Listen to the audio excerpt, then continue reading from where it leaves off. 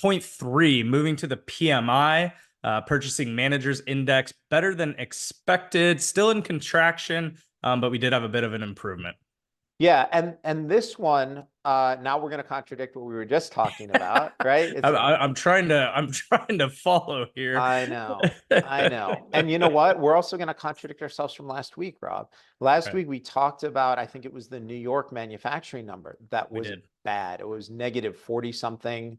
The number was so bad that it was worse than the manufacturing index number that we'd gotten during the great financial crisis of 2008, 2009. That's how bad it was. It was worse than the numbers that we'd seen during the COVID lockdowns, right? I mean, it was a horrendous number. But last week we get this PMI number, the Purchasing Manufacturing Index number, and it actually was pretty decent, right? The manufacturing output index, 48.7. Anything under 50 indicates contraction, but it was above expectations of 47.7. The services number, 52.9. So anything above 50 means it's growing. That was a 7-month high and was above expectations of 51.0. So I know that's a lot of numbers. The point is, the bad number wasn't that bad. The good number was pretty good. Both numbers were better than expectations. And it's the first, we've talked about upstream and downstream numbers a lot the last few weeks, right? The consumer is spending a lot and seeing a lot of inflation. But if you go further up, the manufacturers, the people who are running businesses have been reining things in.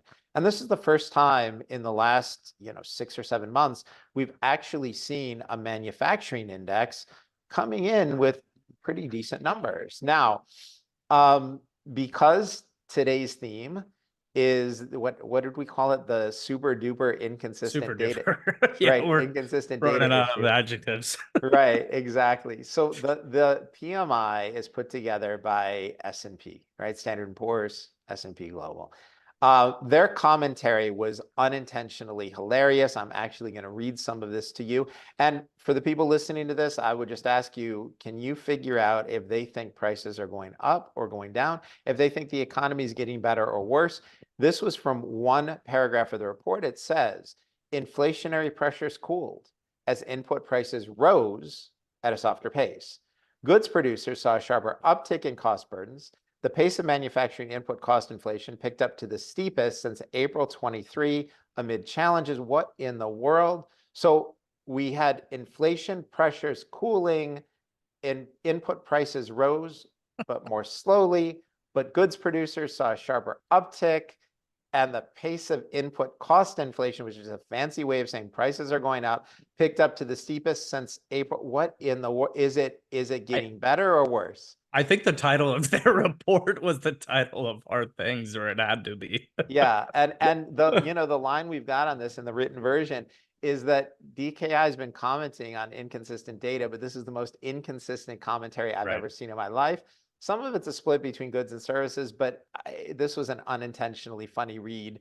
Somebody wrote that and it got through edit, and at no point did anybody there say, you realize this doesn't mean anything. It is a collection of complicated words that doesn't explain any of it, and somehow that got through. Maybe that's how it got through legal, right? Maybe Yeah. they had clear commentary and legal said, no, you can't say anything clear. You need Right. to muddy this up. I don't know. Right. Right.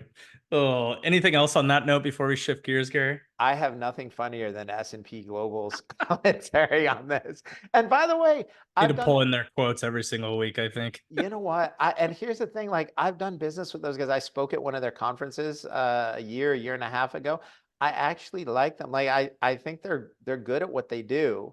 I feel badly making fun of them, but the commentary is just so funny. How do you not do it? But big picture, it's actually a company I respect and have been happy to do business with before.